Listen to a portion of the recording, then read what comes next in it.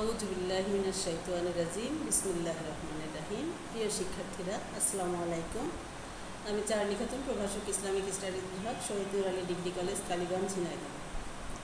আশা করি তোমরা ভালো আছো, নিরাপদে আছো। প্রিয় শিক্ষার্থী, আমরা দীর্ঘ 1 বছর 1 মাসের বেশি হতে চললো আমরা তোমাদের সাথে আমাদের সরাসরি ক্লাস হয় না, দেখা হয় না, কলেজে সরাসরি যে ক্লাসটা হতো সেটা হয় না, আমরা অনলাইনে ক্লাস নিচ্ছি। আমরা খুব আশা করছিলাম যে খুব দ্রুতই হয়তো কলেজ খুলবে, আমরা তোমাদের সাথে আবার দেখা হবে, আবার আগের সে আনন্দঘন পরিবেশ তৈরি হবে। কিন্তু যাই হোক, আমাদের দুর্ভাগ্য হোক আর প্রকৃতির মানে অমোঘ নিয়মেই হোক, যেভাবেই হোক, করোনা আবার বৃদ্ধি পেয়েছে। আর যার ফলে আবার আমাদের মানে কলেজ বন্ধের সময়সীমা আগের থেকে আরও বাড়িয়ে দেওয়া হয়েছে। যে 30 মার্চ যে খোলার একটা সম্ভাবনা ছিল, 31 মার্চ, সেটা আবার ছুটিটা বৃদ্ধি পেয়েছে। সুতরাং তোমাদের সাথে সরাসরি আমাদের ক্লাসটা আপাতত আর হচ্ছে না, আমাদের অনলাইনেই কার্যক্রম চালিয়ে যেতে হচ্ছে। প্রিয় শিক্ষার্থী, যে কথাটা আমি বলতে এতগুলো কথা বললাম সেটা হচ্ছে যে তোমাদের সরাসরি ক্লাস হচ্ছে না বলে তোমরা যদি বাসায় একদম পড়াশোনা না করে বসে থাকো, তাহলে কিন্তু তোমরা ক্ষতিগ্রস্ত হবে। আর তোমরা ক্ষতিগ্রস্ত হলে আমাদের পুরো সমাজ ব্যবস্থাটাই ক্ষতিগ্রস্ত হবে। যার ফলে আমাদের এই বৈরী পরিবেশে বা প্রতিকূল পরিবেশে আমাদেরকে মানিয়ে নিতে হলে আমাদের কী করতে হবে?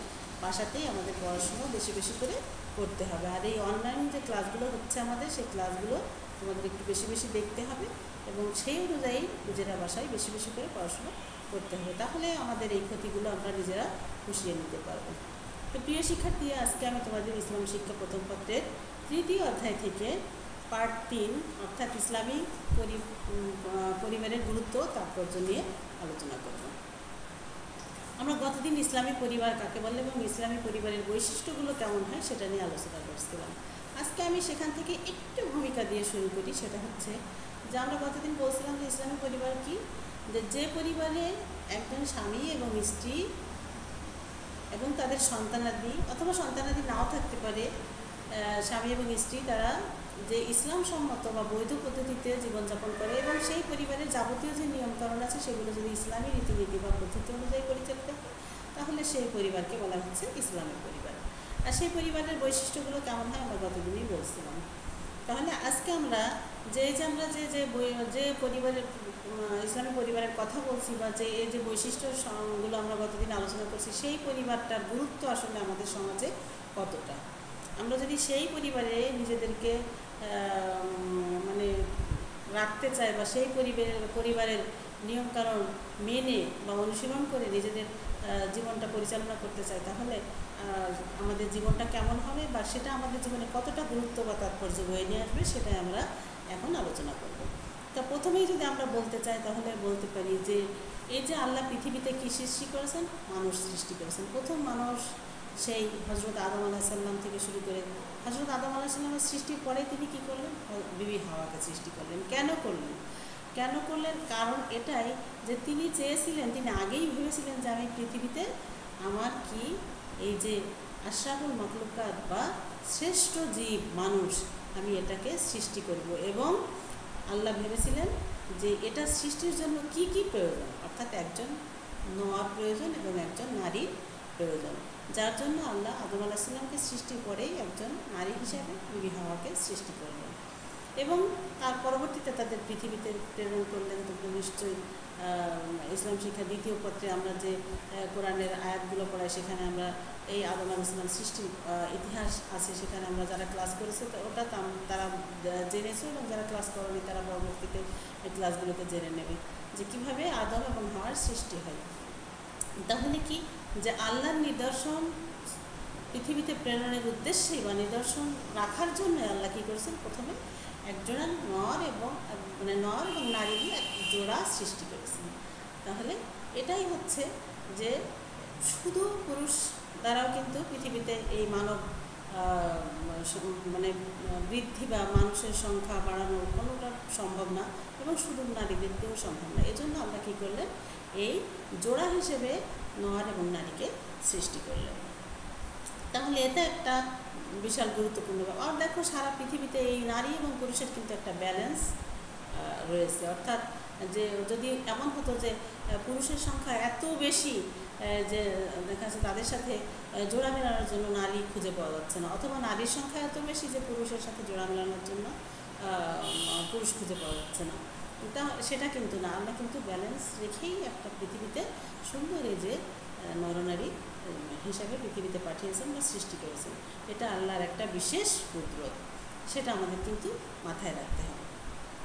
আর একটা জিনিস তোমরা খেয়াল করো যে এই যে আল্লাহ যে বিশ্ব মানব সৃষ্টি করেছেন, যে এই সৃষ্টি করে আল্লাহ কিন্তু কি যদি এই যে একটা সুষ্ঠু জীবনধারা যদি তিনি না দিয়ে দিতেন, এই যে পারিবারিক যে জীবনধারা ইসলাম যে দিয়ে দিয়েছে সুন্দর যে একটা বৈধ দাম্পত্য জীবন, সেখানে ইসলামিক আচরণের ভিতর দিয়ে সেই দাম্পত্য জীবনটাকে পরিচালিত করতে হবে, এবং সেখানে যে সন্তান উৎপাদন হবে বা লালন পালন হবে, সেই সন্তান তারা আদব কায়দা, স্নেহ, মমতা, ভালোবাসা বিভিন্ন পর্যায়ের ভিতর দিয়ে তারা বড় হবে এবং তারা একটা সুন্দর মানুষে পরিণত হবে পরবর্তীতে।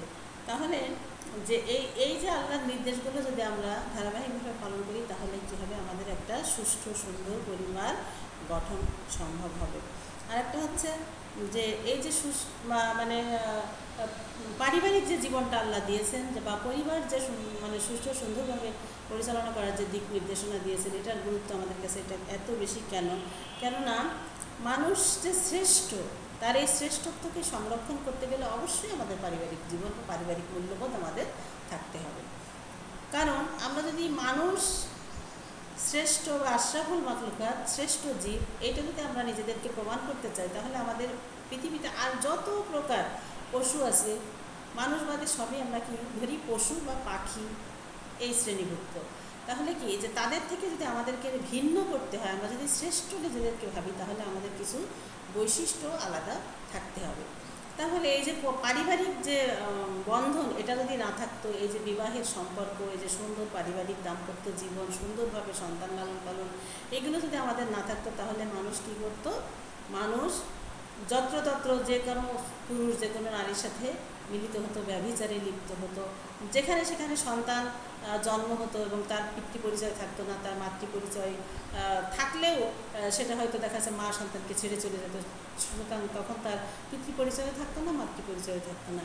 এবং একটা পশু পাখি যেমন যে যত্রতত্র যেখানে সেখানে লালিত পালিত হয়, তাদের কোনো পিতামাতার খোঁজ থাকে না, তাদের কে কোথায় গেল, কে কোথায় কার সাথে থাকলো, এগুলো কোনো কিছুরই কোনো খোঁজ থাকে না।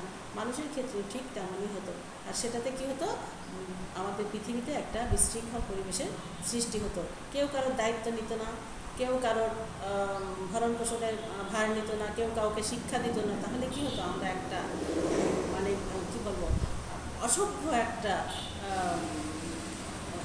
প্রজাতিতে পরিণত হতাম। অর্থাৎ মানুষ যে আমরা শ্রেষ্ঠ, এই শ্রেষ্ঠত্বের সংরক্ষণ কিন্তু আমরা করতে পারতাম না। আমরা যদি একটু ডিপলি ভেবে দেখি, তাহলে আমরা এগুলোর সত্যতা আমরা বুঝতে পারবো। তোমরা নিশ্চয়ই বুঝতে পারবে ছাত্রছাত্রী, তোমরা ভেবে দেখো যে যদি আমাদের পিতামাতা না থাকতো, যদি আমাদের পরিবার না থাকতো, আমরা যদি যত্রতত্র যেখানে সেখানে জন্ম নিতাম, বা আমরা যদি সেইভাবেই পথ শিশুদের যেমন তারা রাস্তায় মানে কেড়ে ভিক্ষা করে চেয়ে খেয়ে বড় হচ্ছে, যদি সব মানুষের অবস্থা এমন হতো, তাহলে এই বিশ্ব আজকে এত সুন্দর, এত সুন্দর পরিবেশ বা এত সুন্দর যে সমাজ ব্যবস্থা, এত সব কিছু যে ডিসিপ্লিন, এটা কিন্তু থাকতো না।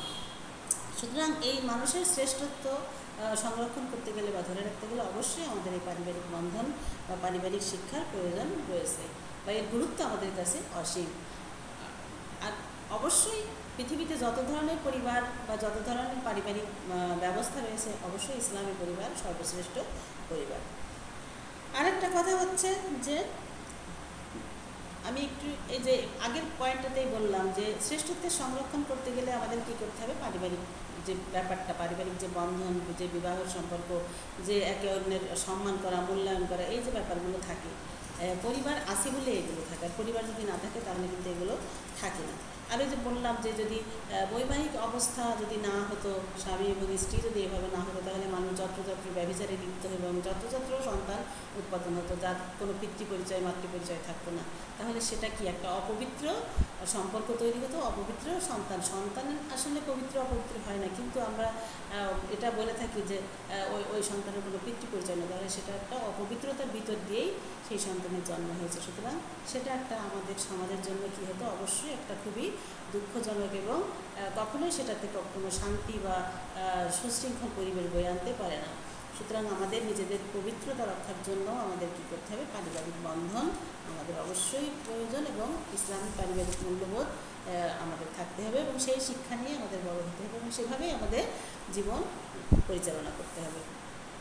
আর একটা কথা হচ্ছে যে আমরা যে শ্রেষ্ঠ, তাহলে আমাদের এই শ্রেষ্ঠত্বের আরেকটা বড় কারণ হচ্ছে আমাদের মানবীয় গুণাবলী। যে গুণাবলীগুলো পশু বা পাখির ভিতরে ওই মাত্রায় নেই যেটা মানুষের মাঝে আছে। তাহলে কি যে পশু বা পাখি দেখবা যে একটা নির্দিষ্ট সময় পর্যন্ত, একটা নির্দিষ্ট বয়স পর্যন্ত হয়তো মা বা বাবা তার বাচ্চাদের খাওয়াচ্ছে বা লালন পালন করছে বা সিকিউরিটি সেটা দিয়ে রাখছে, কিন্তু একটা নির্দিষ্ট সময় পরেই কিন্তু যে যখন মানে স্বাবলম্বী হয়ে যায় যখন তার বাচ্চাগুলা, তখন কিন্তু আর সে তাকে মানে খাওয়া পড়ার দায়িত্বই বলো আর যেটাই বলো সেটা কিন্তু আর নেয় না। তাহলে কি যে আর সেখানে কিন্তু ওই আলাদা করে কিছু শেখানোর আদব কায়দা বা যে মানবীয় যে গুণাবলী আমরা বলছি যে অন্যের ভালো চাওয়া বা সেবা যত্ন করা বা শিক্ষা দীক্ষা, অন্যকে সম্মান করা, স্নেহ করা, মানে মানবীয় যে গুণগুলো আমাদের থাকা দরকার আছে আর কি, সেটা কিন্তু পশু পাখিদের ভিতরে নেই, ওইভাবে নেই। মানে একটা নির্দিষ্ট সময় পরে তাদের আর ওইগুলো থাকে না। কিছুটা সময় তারা দায়িত্ব নিয়ে তার বাচ্চাকে একটু বড় করে দিয়ে মানে খাওয়া শেখা পর্যন্ত তাদের করে দেয়, তারপরে কিন্তু ছেড়ে দেয়। কিন্তু মানুষ কিন্তু তা না। মানুষ কিন্তু দেখো একটা বাচ্চা যখন অনেক দিন লাগে একটা বাচ্চাকে বড় করতে, তাকে মুখে তুলে খাওয়াতে হয়, তার প্রস্রাব পায়খানা পরিষ্কার করতে হয়, তারপরে কি করতে হয়, সে যখন একটু একটু করে বড় হয় তাকে তখন অনেক শিক্ষা দীক্ষার ব্যবস্থা করতে হয়, তাকে যাবতীয় খরচ ব্যয়ভার বহন করতে হয়, তাকে আদব কায়দা শিক্ষা দিতে হয়, শিষ্টাচার শিক্ষা দিতে হয়, তাকে ভালোবাসতে হয়, স্নেহ দিতে হয়। এইভাবেই কিন্তু একটা মানুষের ভিতরে, একটা বাচ্চার ভিতরে মানবীয় গুণাবলীগুলো আর আস্তে আস্তে বিকশিত হতে থাকে বা সে সমাজ থেকে পরিবার থেকে সেগুলোকে শিখতে থাকে। শালীনতা বোধ, স্বাধীনতা বোধ, দেশপ্রেম, যেটাই আমরা বলি না কেন, এই যে মানবীয় যে গুণাবলীগুলো, এগুলো আমরা কিন্তু পরিবার থেকে পরিবেশ থেকে শিখে থাকি। তাহলে যদি এই পরিবার যদি না থাকতো, এই মূল্যবোধ যে পারিবারিক যে মূল্যবোধ সেগুলো যদি না থাকতো, তাহলে কিন্তু আমরা এই শিক্ষাগুলো ওইভাবে পেতাম না। আর আমরা কী হতো, একে অপরের প্রতি আমরা যত্নশীল হতাম না, দায়িত্ববাদী হতাম না। আমরা যে যাকে ইচ্ছা মারামারি, হত্যা, রাহাজানি, চুরি, ছিনতাই, মানে সমাজে যে যত ধরনের অপকর্ম আছে এগুলো আরও হাজার হাজার গুণে বৃদ্ধি পেত। তাহলে কি হতো, আমাদের সমাজ সেটা একটা কাঙ্ক্ষিত সমাজ হতো না। আর একটা হচ্ছে যে আমরা যদি পারিবারিক বন্ধনে আবদ্ধ হয়ে যদি আমরা এই যে সন্তান লালন পালন বা পরিবার পরিচালনা না করি, তাহলে কি হয় যে সন্তান যেহেতু যত্রতত্র যেভাবে সেভাবে জন্ম নেবে, সুতরাং তাদের দায়িত্ব যে যদি কেউ না নেয়, গার্জিয়ান যদি না থাকে, তখন কি হবে, তাদের আর্থসামাজিক নিরাপত্তা আর থাকে না। ওই সন্তানগুলো তখন কি হয়, চুরি ডাকাতি বা বিভিন্ন অপকর্মের সাথে লিপ্ত হয়। তাহলে তাদের এই যে অর্থনৈতিক নিরাপত্তা বা সামাজিক নিরাপত্তা বিধানের জন্য অবশ্যই পরিবারের সবচেয়ে বেশি গুরুত্ব রয়েছে। এজন্য আমাদের কী করতে হবে, একটা সুন্দর বৈধ দাম্পত্য জীবন এবং একটা সুন্দর পারিবারিক ইসলামী মূল্যবোধ সম্পন্ন পরিবার আমাদের গঠন করতে হবে এবং সেই অনুযায়ী আমাদের পরিবার পরিচালনা করতে হবে। আরেকটা জিনিস হচ্ছে যে দায়িত্ববোধ। মানুষ যখন পরিবারে থাকে তখনই সে দেখে যে বড়রা কীভাবে ছোটদের দায়িত্বগুলো কাঁধে নিয়ে তাদের দায়িত্বগুলো পালন করছে এবং ছোটরাও যখন আস্তে আস্তে একটু একটু করে বড় হচ্ছে, তারা ছোট ছোট দায়িত্বগুলো নিতে নিতে আস্তে আস্তে একদিন বড় দায়িত্ব নেওয়াও শেখে। তাহলে এভাবেই কিন্তু একটা মানুষ ছোটোর থেকে বড় হয় এবং দায়িত্ববোধ সম্পর্কে সচেতন হয় এবং দায়িত্বশীল হয়ে ওঠে। তাহলে পরিবার থেকেই মানুষ সাধারণত এই শিক্ষাগুলো পেয়ে থাকে। মানুষ পরিবার মানে সর্বপ্রথম তার শিক্ষালয়, সর্বপ্রথম তার সব কিছুর কেন্দ্রবিন্দু। আর এই পরিবারের পরেই আসে মানুষের শিক্ষালয়, বিদ্যালয় বা সামাজিক অন্যান্য প্রতিষ্ঠান। তাহলে আমরা যদি পরিবারকে বাদ দিই তাহলে কোনো কিছুই আমাদের করা সম্ভব না। এই জন্য আমাদের কাছে পরিবারের গুরুত্ব এতটা বেশি। সহানুভূতি সৃষ্টির কথা যদি আমরা বলি তাহলে একই কথা আসে যে আমরা যখন একটা শিশু যখন দেখছে যে বাসায় একজন অসুস্থ হলে অন্যজন তাকে কীভাবে সেবা যত্ন দিয়ে সুস্থ করে তুলছে বা তার জন্য কতটা অস্থির হয়েছে, তাকে খাবার দিচ্ছে, সেবা দিচ্ছে, বিভিন্নভাবে তাকে সহযোগিতা করছে, তখন সেই শিশুও কিন্তু আস্তে আস্তে তার ভিতরে এই জিনিস মানবিক মূল্যবোধগুলো কী হতে থাকে, জাগ্রত হতে থাকে এবং সেও আস্তে আস্তে বড় হয়ে কী হয়, সে অন্যের প্রতি সহানুভূতিশীল হয়ে ওঠে। শিষ্টাচার এবং নিয়মানুবর্তিতার শিক্ষাও মানুষ এই পরিবার থেকেই পেয়ে থাকে। শিষ্টাচার যেমন বড়রা ছোটদের কী করবে, স্নেহ করবে, ছোটরা বড়দের সম্মান করবে, গুরুজনের কথা মেনে চলবে, আদব কায়দার সাথে চলবে, এগুলো আমাদের অবশ্যই ইসলামী পারিবারিক মূল্যবোধ। এগুলো আমরা ইসলামী পারিবারিক যে আইন আছে বা নীতি আছে সেখানে আমরা দেখি যে ছোটরা বড়দের কথা মেনে চলবে এবং বড়রা ছোটদের স্নেহ করবে, ভালোবাসবে। এভাবেই কিন্তু আরেকটা জিনিস যে নিয়মানুবর্তিতার শিক্ষা যদি আমরা বলি তাহলে কি, যে পরিবারে যারা গার্জিয়ান বা গুরুজন থাকে তারা কিন্তু বাচ্চাদের শেখানো হয় যে এই সময়টায় তোমাকে খেতে হবে, এই সময়টায় তোমাকে পড়তে বসতে হবে, এই সময়টায় তুমি আজান দিয়েছে এখন তোমার নামাজ পড়তে হবে, এই সময়টায় তোমার গোসল করতে হবে, মানে এই যে যাবতীয় যে একটা রুটিন বা নিয়ম সেটা কিন্তু এই পিতামাতা বা পরিবারের যারা থাকে তারাই কিন্তু বাচ্চাদের শিখিয়ে থাকে। সেভাবেই কিন্তু একটা মানুষ, একটা শিশু আজকে শিশু, সে কিন্তু পরবর্তী দিনে একটা বড় মানুষ, আর সেই বড় মানুষটাই কী হবে, সে একটা পরিবার, সেও কিন্তু নিজে তখন একটা পরিবার পরিচালনা করবে, হয়তো একটা সমাজের কোনো বড় দায়িত্বে থাকবে, সেই সমাজটাকে পরিচালনা করবে, হয়তো রাষ্ট্রের কোনো বড় দায়িত্বে থাকবে, রাষ্ট্রকে পরিচালনা করবে। তাহলে এই যে সকল শিক্ষার যে সূতিকাগার সেটা কিন্তু এই পরিবার। তাহলে সেই পরিবারটা যদি আমরা অবশ্যই ইসলামী আদব কায়দা বা ইসলামী মূল্যবোধ নিয়ে পরিচালনা করি তাহলে সেই সমাজের সেই মানুষগুলোও কী হবে, আদব কায়দা এবং শিষ্টাচার সম্বলিত হবে এবং সেই শিক্ষা নিয়েই সে তার পরবর্তী জীবন সুন্দর বা সাফল্যমণ্ডিত করে তুলতে পারবে। আর একটা হচ্ছে আমি যে এতক্ষণ ধরে যে যা কিছু বললাম আমরা সেখান থেকে কিন্তু এটাই বুঝতে পারছি যে একটা পরিবারই হচ্ছে যে আমি কথাটা হয়তো বলেও ফেলছি ইতিমধ্যে যে সকল শিক্ষার সূতিকাগার বা কেন্দ্রবিন্দু হচ্ছে বা জন্ম স্থান হচ্ছে পরিবার।